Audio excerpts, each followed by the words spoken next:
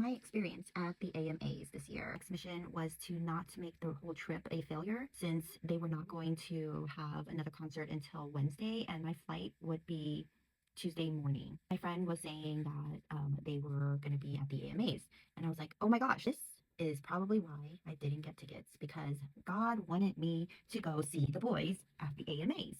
And so I started looking for tickets. An army that I met on a Facebook group, she had bought tickets for the AMA and was going to sell it. It was going to be 188 plus the PayPal fee, so rounding it all up, close to 200 each. And this was Upper Bowl. I will put a screenshot here of where the seats were, where the stage was, and where BTS was supposed to be sitting. So my whole goal was to just be facing them, that way, and not really looking for the stage. I didn't expect them to perform. Kind of shocked me when I did show up and they were announcing, oh, BTS was going to do a special performance, yada, yada, yada, yada. I was just so excited. But I will show you a clip of what it really was. And it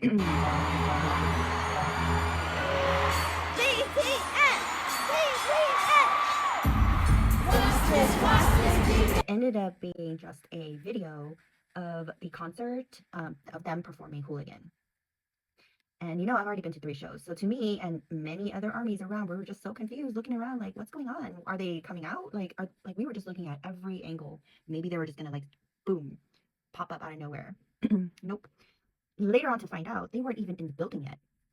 So my thoughts here.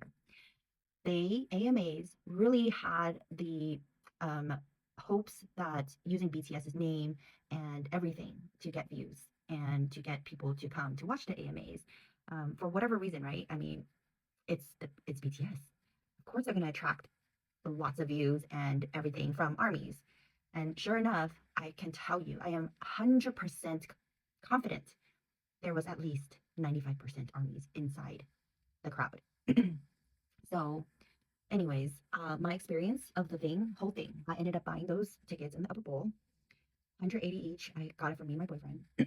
And then my sister kindly tags me with another army on a Facebook group who was going to get tickets from MGM. But the caveat here is that she wouldn't know where the seats were until 2 p.m. Mind you, it's already 1:15 p.m. I had already bought those tickets from the other girl. So my hopes were the tickets were going to be cheap enough and better seats, not floor, because I was already having PTSD doing floor for Stanford for 2 days. My neck was really like hurting and I just couldn't do it anymore. So my point was I didn't want to sit behind the boys. I wanted to sit in front of them so I could just watch them the entire time. Call me crazy. But I mean, really, I wanted to make the best out of my entire trip there since it was a last minute, very expensive trip. She ended up being very gracious and selling it to me for a very cheap price, for the value of $500. So the ticket itself was $500 and she was just kind enough to sell it to us for a fraction of that price. She told me the tickets were on the floor. So my first instinct is, okay, I looked at where her section was. It was behind the boys, like far behind. So PTSD here, thinking, okay, it's not going to work. And I said, I'll just take it. And she's like, oh, I just sold one of them. So then there was only one left. So I bought that one. We picked it up. And she was like, okay, you guys need to be there by, it says no entry after 4:45. No entry 4:45. We're in Chinatown, Vegas, finishing up our lunch. It's 3 o'clock. There's massive traffic. And so we're trying to finish up eating, call it Uber. We meet her up by 3:45-ish, almost 4, go back to our hotel, change really quick, and then walk, like power walk to MGM because had we called an Uber, it would have taken like 30 minutes when the walk was literally like 15 minutes, okay? So we got there, and we got to our seats, the upper bowl ones, and oh my God, the view was bad. It was really bad. I think partly because of the lighting. And so the girl texts me and then she goes, oh my gosh, we are VIP. So you need to come down here now. Like you need to come here now. So my boyfriend said, just go, take that one ticket and go. Because the original plan was for him to go down because he's tall. Like no matter what, he'll be able to see, he'll get better footage than me. So I ended up going down there. We were in the back in the booths, like VIP, like VVIP. And we had like bottle service, we had waitresses, they came to serve us. We were given a free bottle of alcohol and drinks. It was just crazy. Like I was like, oh my, how did you get these tickets? It's, I guess her dad has some connections with the MGM. But yeah, I don't personally know her, but she was a very gracious army, and I was able to meet another army who took that other ticket.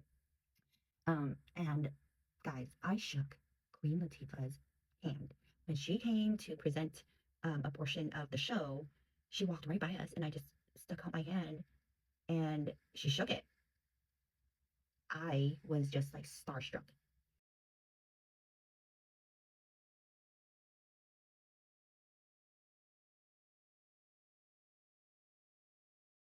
We were sitting, me, my boyfriend, and the other two armies, like we were on TV for like a split second, and I'll have a clip here too.